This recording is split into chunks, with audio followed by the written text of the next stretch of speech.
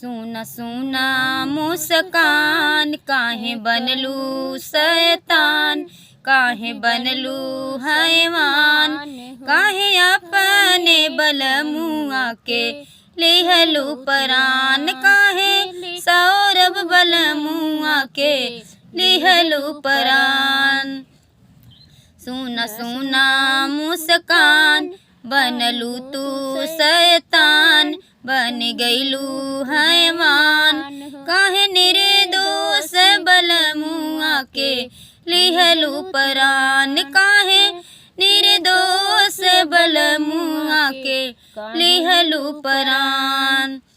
तोहों के न लागी कभों, तोहों के न लागी नर को में ठकान, सुना सुना मुस्कान काहे लिहलू परान, बन गईलू हैवान, बन गईलू हैवान।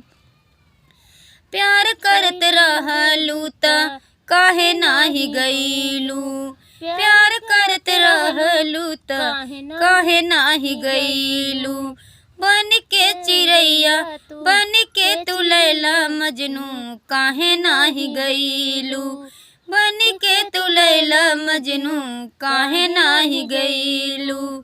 अपने तू खोतावा, अपने तू खोतावा, अपने उजरेलू, अपने तू खोतावा, अपने उजरेलू। याद नाही कैलू तू, याद नाही कैलू वही दिन के सिंदूरदान, काहे बनलू हैवान, काहे बनलू हैवान, काहे तू ही लिहलू अपने पिया के परान, काहे बनलू हैवान।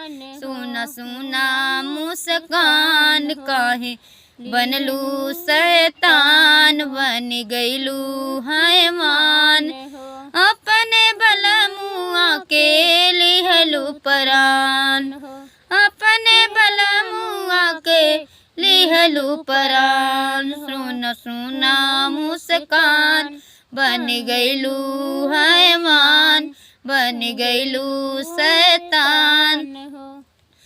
तोह के न लागी, तोह के न लागी नरे को में ठकान, सुना सुना मुस्कान बन गईलू शैतान, बन गईलू शैतान, बन गईलू हैवान, अपने ही हाथे लिहलू पिया के परान, अपने ही हाथे लिहलू पिया के परान। सुना सुना मुस्कान बन गईलू हैवान, अपने ही हाथे लिहलू निर्दोष बलमुआ के जान। सुना सुना तो बहुत ही प्यारा गीत। इस गीत को सुनकर आप लोग उस बात को बार बार दोहराएंगे, पर हमारा ये गीत बनाने का मकसद नहीं था, पर जी करता था कि उनको गाली में गीत गाऊं, पर ऐसा की नहीं। मैं गाली तो वैसे ही देती रहती हूँ, भगवान करे ऐसी औरत किसी को ना मिले